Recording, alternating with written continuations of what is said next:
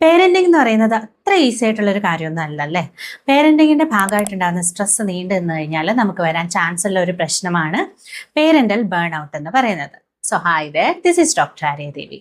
പേരന്റിങ്ങിന്റെ ഭാഗമായിട്ട് നമ്മൾ കണ്ടിന്യൂസ് ആയിട്ട് സ്ട്രെസ്സിൽ കൂടെ കടന്നു പോയിക്കൊണ്ടിരിക്കുമ്പോൾ നമുക്ക് ഇമോഷണലി നമ്മൾ തകർന്നു പോകുന്നതായിട്ട് ഫീൽ ചെയ്യുക, അല്ലെങ്കിൽ ഒരുപാട് ക്ഷീണം അനുഭവപ്പെടുക, ഉറക്കത്തിൽ ഡിസ്റ്റർബൻസ് ഫീൽ ചെയ്യുക, പേരന്റിങ്ങിനോട് തന്നെ ഒരു മടുപ്പ് തോന്നുക, കുഞ്ഞുങ്ങളോടുള്ള അറ്റാച്ച്മെന്റ് കുറയുക, നമ്മൾ നല്ലൊരു പേരന്റ് അല്ലെന്ന് തോന്നുക, ഇതൊക്കെ ഒരു പക്ഷേ പേരന്റൽ ബേൺ ഔട്ടിന്റെ ലക്ഷണങ്ങളാകാം. അപ്പോൾ ഇത് ഒഴിവാക്കാനായിട്ട് നമ്മൾ ചെയ്യേണ്ട ആദ്യത്തെ കാര്യം എന്താണെന്ന് വെച്ച് കഴിഞ്ഞാൽ, നമുക്ക് സ്ട്രെസ് ഫീൽ ചെയ്യുന്ന ഒരു സമയത്ത് അത് ആരോടെങ്കിലും തുറന്നു പറയാനായിട്ട് ശ്രമിക്കാം.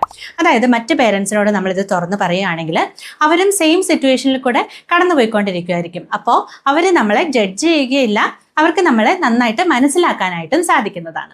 മറ്റൊരു കാര്യം, പലപ്പോഴും നമ്മൾ വളരെ പെർഫെക്റ്റ് ആവാനായിട്ട് ശ്രമിക്കും. അപ്പോൾ നമ്മുടെ എക്സ്പെക്ടേഷൻസ് വളരെ ഹൈ ആവും. അപ്പോൾ നമ്മളെ കൊണ്ട് അത് ചെയ്യാനായിട്ട് സാധിച്ചില്ലെങ്കിൽ നമ്മൾ വളരെ പെട്ടെന്ന് തന്നെ ചിന്തിക്കും നമ്മളെ കൊണ്ട് ഒന്നിനും സാധിക്കില്ല, അല്ലെങ്കിൽ നമ്മൾ നല്ലൊരു പേരന്റ് അല്ല എന്ന് നമ്മൾ ചിന്തിക്കാനായിട്ട് അതൊരു കാരണമായിട്ട് മാറാറുണ്ട്.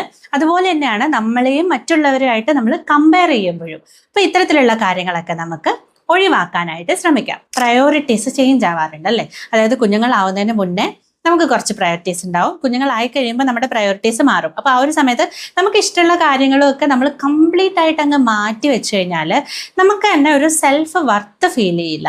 അപ്പോൾ ഇതിൻ്റെയൊക്കെ ഇടയ്ക്ക് നമുക്ക് ഇഷ്ടമുള്ള കാര്യങ്ങൾ ചെയ്യാനും കൂടെ സമയം കണ്ടെത്താനായിട്ട് ശ്രമിച്ചു കഴിഞ്ഞാൽ ഈ ഒരു പ്രശ്നം നമുക്ക് ഒഴിവാക്കാനായിട്ട് സാധിക്കുന്നതാണ്. അതിനോടൊപ്പം തന്നെ നമ്മൾ ഫേസ് ചെയ്യുന്ന ചില സിറ്റുവേഷൻസ് ഒക്കെ ഒരു ചലഞ്ചായിട്ട് നമ്മൾ ഏറ്റെടുക്കുന്നതിലൂടെയും, പിന്നെ ഇതൊന്നും പെർസിസ്റ്റിംഗ് അല്ല എന്നുള്ള കാര്യം മനസ്സിലാക്കുന്നതിലൂടെയും, ഡെയിലി ഒരു 5 മിനിറ്റെങ്കിലും റിലാക്സേഷൻ ടെക്നിക്സ് ഒക്കെ പ്രാക്ടീസ് ചെയ്യുന്നതിലൂടെയൊക്കെ ഈ ഒരു പ്രശ്നം നമുക്ക് ഒഴിവാക്കാനായിട്ട് സാധിക്കുന്നതാണ്.